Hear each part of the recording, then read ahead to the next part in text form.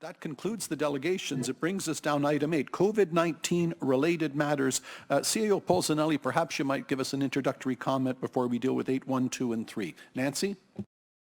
Thank you, Chair Unica, and good morning to you, Chair Unica, and members of Council. The region is continuing to move forward with recovery planning and will update Council at its June 25th meeting.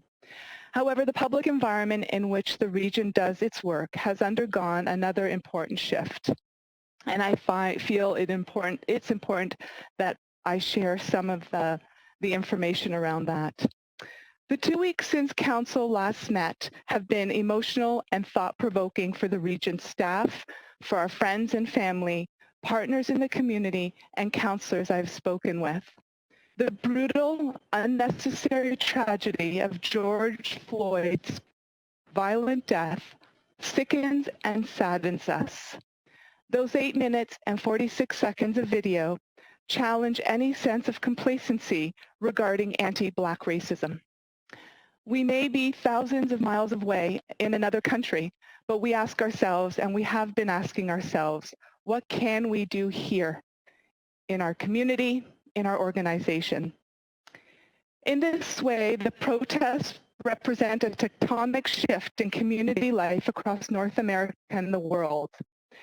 We have, of course, also seen images of police acting with compassion and with professionalism. We've read and heard eloquent and powerful statements. The issues are not new to us. They are being seen in an entirely new light. So I'd like to address this topic today. The region's work regarding anti-Black racism and discrimination must. Let me share a perspective with you. Each year in February, during Black History Month, staff gather in council chambers for a presentation about anti-Black racism and history and heritage of the Black community. It's a full house. Our executive leadership team attends, and the session is open to people from all backgrounds, all races, all colors. But staff who identify as Black, our Black community, make up a large part, if not all, of that audience. In the discussion, we hear from colleagues, people we work with, about how they are monitored by security when they go shopping. We hear real worries about parents regarding their parents regarding their children interacting with police. The speakers we invite are asked about advice to give their sons, our sons, so they can be safer and not judged when just walking home from school with their friends. They share hurtful and ignorant words that have been directed at them through their life. So the issues we are hearing about on television these past few weeks have been talked about within the walls of our buildings for a long time. And we must do better for our colleagues and all those we serve in Peel. As a start, we must acknowledge the pervasive existence of systemic racism. Those stories of anti-Black racism will be shared and heard more widely. We need to be better ourselves as individuals and public institutions and recognize where biases exist and see the harm it causes. To begin this work, commissioners are establishing town halls to be held over the summer months. These will create a safe space where everyone can ask, talk, make mistakes, and build understanding.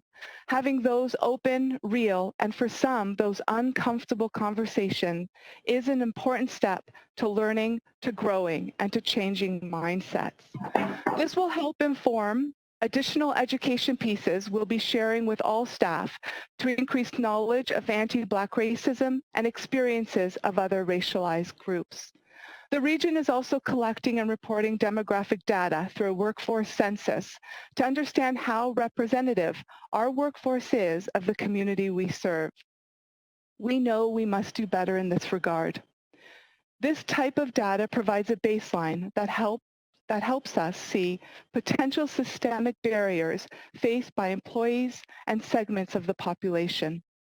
Of course, as we examine these issues as a society, crisis response continues. So addressing systemic racism must be part of that response to COVID-19. This means measuring how COVID-19 has impacted vulnerable people, the Black community, and other racialized groups. Together with partners in Peel and across Ontario, we need to understand how persistent issues of racism and inequality contribute to differences in health and well-being. With this knowledge, we can strengthen long-term recovery by supporting the good health and well-being among our Black communities and other disadvantaged groups. The Region of Peel Public Health is a leader in the province when it comes to collecting data based on race. We are gathering such data for COVID-19. We will continue to address data gaps that impair our ability to paint a complete picture of the health of our population. This is a time for listening and understanding, but we know action is needed. We will need new vehicles for addressing anti-Black racism and racial discrimination in Peel. We have existing partnerships and collaborations that we will and are building on. The Community Safety and Wellbeing Committee is co-chaired by myself and the Chief of Police and has representation from Brampton, Caledon, and Mississauga Council members. Council has a Diversity, Equity, and Anti-Racism Committee focusing on external community issues, which meets next week. We have the Community Response Table, which was developed during COVID crisis response. It has self-organized into task groups, including one to address systemic discrimination, including anti-Black racism. These partnerships are growing stronger as response evolves, and they will take the work here to further improve our recovery phase.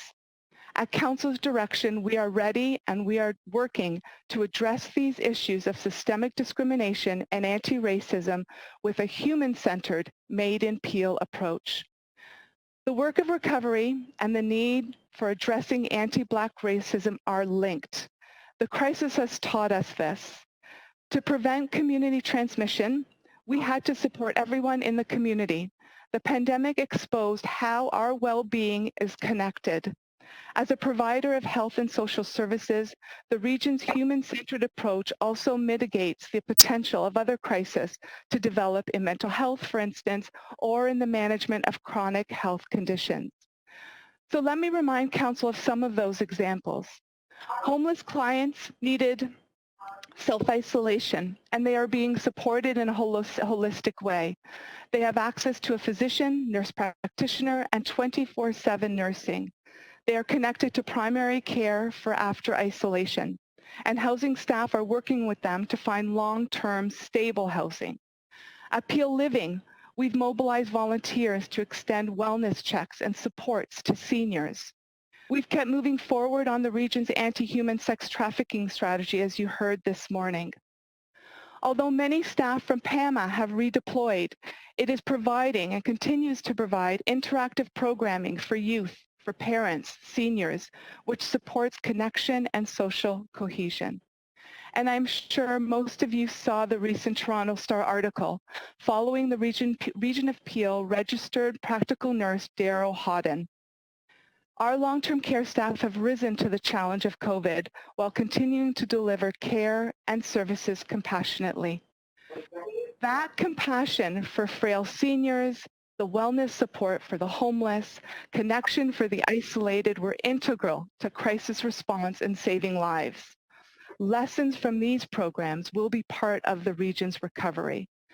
An important lesson is that recovery, like response, will achieve better results if we engage everyone in its success.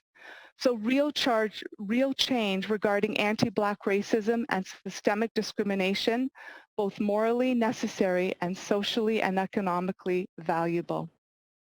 We'll need everyone pulling in the same direction, treating with respect and fairness and feeling hopeful about access to opportunity. So we will listen and learn from the voices of our Black colleagues across the organization and those in our community. We will prioritize action over words in our recovery planning, and we will build a successful recovery for a true community for life that is fair, equitable, and supporting the well-being of all. Thank you. Thank you. Let me just add very briefly, as the regional chair, we have much to do. I think the key is acknowledging that. I've heard it said you can't fix a problem until you acknowledge you have a problem. And I think it starts with that, recognizing that we can do much better. The final thought I have, because we'll all have lots more to say on this going forward, is something our own Juliet Jackson shared with me months ago, and I think it rings true now more than ever. We really do need to have some uncomfortable conversations if we want to make the system better, and it's incumbent upon us that we do.